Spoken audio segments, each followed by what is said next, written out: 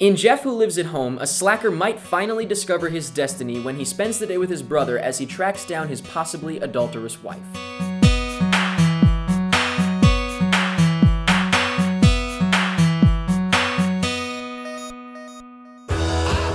Everything happens for a reason, right? That's exactly it.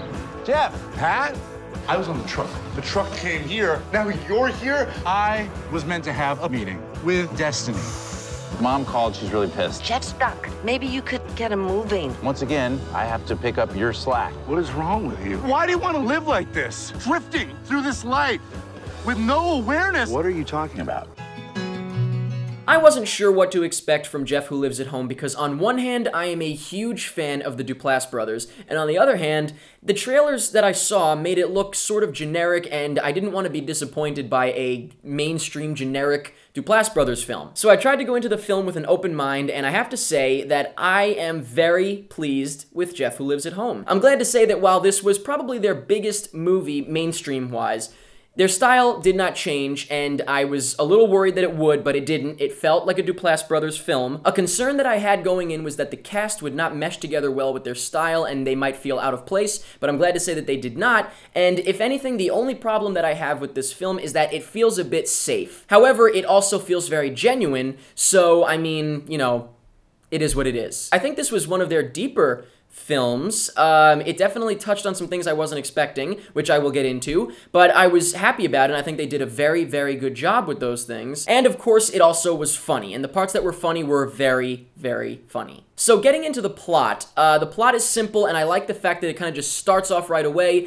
and it just gets right into it, so that was great, but the plot has two sort of major storylines going on, I guess. One storyline is the brothers, and the other storyline is the mother, who is played by Susan Sarandon. Now, the brothers' storyline is all about fate. Mostly when fate is a theme of your film, religion is also a theme, and I think that in some cases, filmmakers might want to have fate as a theme, but they use religion sort of as the easy way to go about it, because there are people who aren't religious that believe in fate in different ways, and I feel like if you switch to religion, it kind of alienates those viewers, I guess, and if your intention is not for it to be religious, then, you know, that's a little bit of a problem. Of course, if your intention is to have a religious story, that's completely different, but in this film, they did such a great balance, I guess you could say. I think you could take it either way. If you're a religious person, you could take it in a religious way, the fate theme, obviously, I'm talking about, but if you're not a religious person, you could take it in your own way.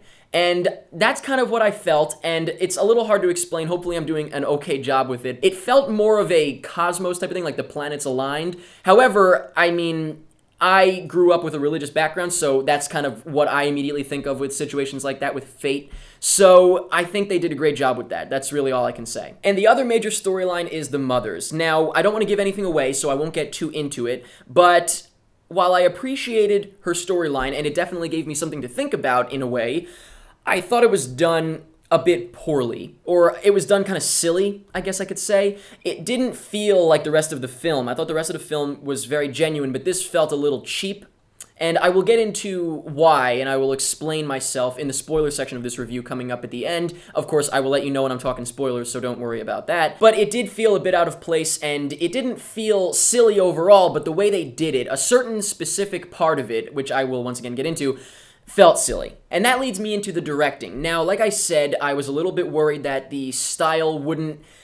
It would be diluted, actually, is what I was worried about. I thought it wouldn't be really their signature style, the Duplass brothers, because if you're a fan of them, you know exactly what their style is. And I love it, and I was very happy to see that it definitely felt like a Duplass brothers film. I was watching it, and I thought, this is absolutely their film, and, you know, I'm really happy for that. Good for them that they kind of don't lose that style when they have, you know, a bigger film, because this is definitely a bigger movie than they're used to doing.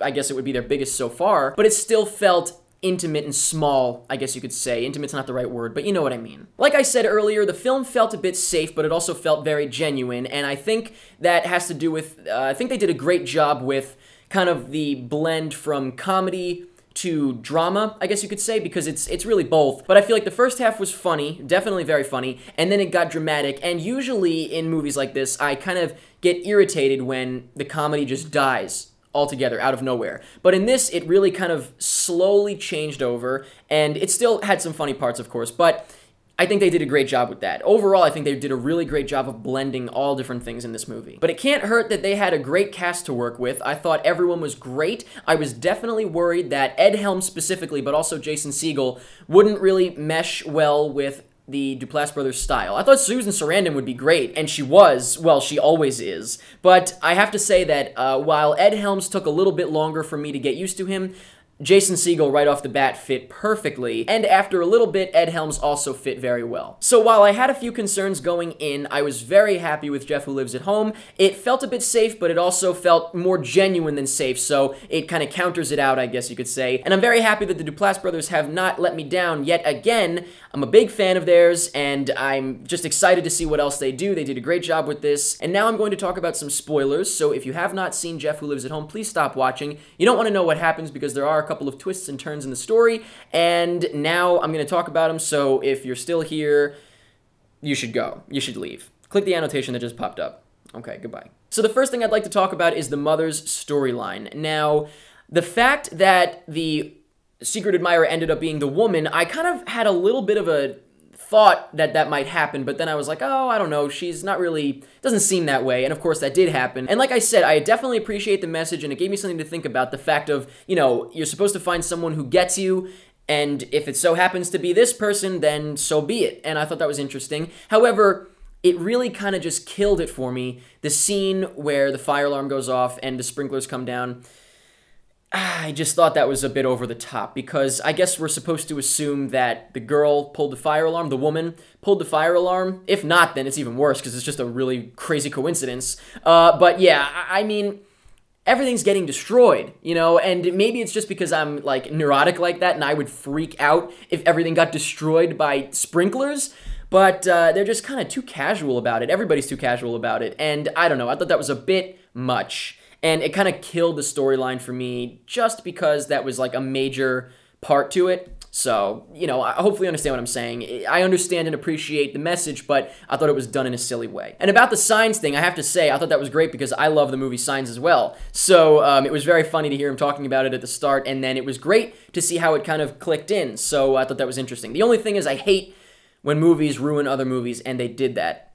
It happened to me with Sixth Sense, believe it or not. I saw 50 First Dates before I saw The Sixth Sense. Same damn thing happened. What is it with M. Night Shyamalan movies and other movies ruining the ending? I don't know. But what I do know is that I thought Jeff Who Lives at Home was overall a really great film from the Duplass brothers. So let me know in the comments what you thought about this film, Jeff Who Lives at Home. Let me know if you're a fan of the Duplass brothers or if this was maybe your first time seeing a Duplass brothers film.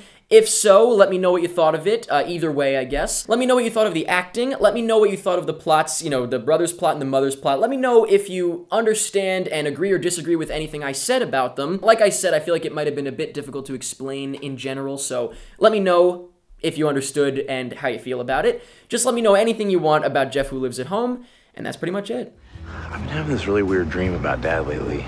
He says, Pat, what's the greatest day in the history of the world? And I'm like, Dad, I don't know. And he just looks at me and he smiles. He says today. How'd you know that?